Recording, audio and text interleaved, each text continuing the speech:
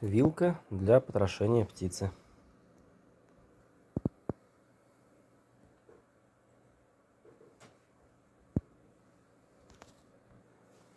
Длина рабочей части 25 сантиметров, длина рукоятки 15 сантиметров.